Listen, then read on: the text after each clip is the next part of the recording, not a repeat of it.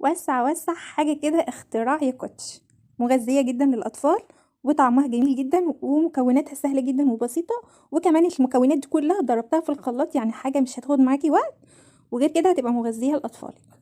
وقبل ما نبدأ ونقول بسم الله، لايك بقى واشتراك لو الفيديو عجبكم. يلا بينا ندخل على الطريقة. معانا كوباية مية، معانا كوباية سكر، معانا 3 معالق كبار من الزيت، معانا كوبايتين من الدقيق، و7 حبات من الفراولة، ومعانا موزة واحدة، ومعانا هنا معلقتين كبار من السمنة، واتنين بيضة، ومعانا باكو فانيليا وباكو باودر.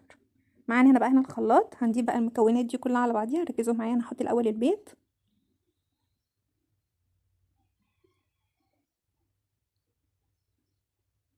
وبعد كده هنضيف بقى عليه الفانيليا،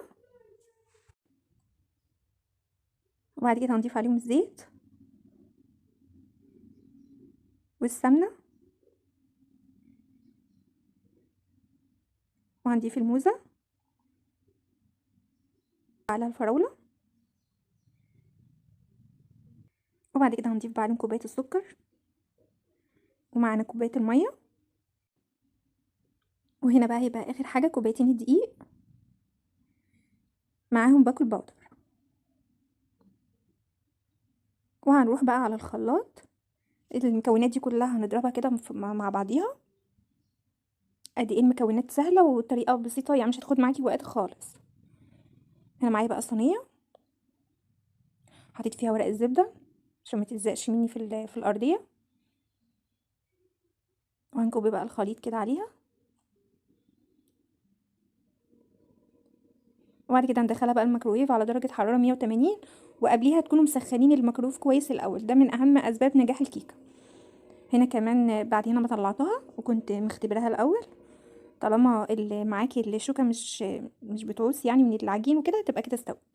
هنا عصتها مربى فراوله، وبعد كده من الحروف بقى بدات ان انا افككها كده علشان لما اجي ان انا اقلبها في الصينيه تنزل معايا على طول.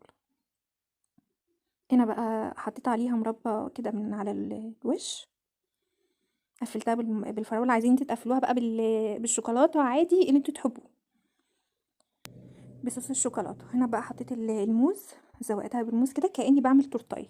حاجه سهله جدا وجميله، وهيفرحوا بيها اولادك على طول. ويا سلام بقى لو ولادك ما بيحبوش الفاكهه، كده هيحبوا الفاكهه على طول وهياكلوها. لو عجبكم الفيديو ما تنسوش دعمونا بلايك وشير وتفعلوا زر الجرس عشان يوصلكوا كل جديد ان شاء الله في القناه. اشوفكم الفيديو الجاي على خير. باي.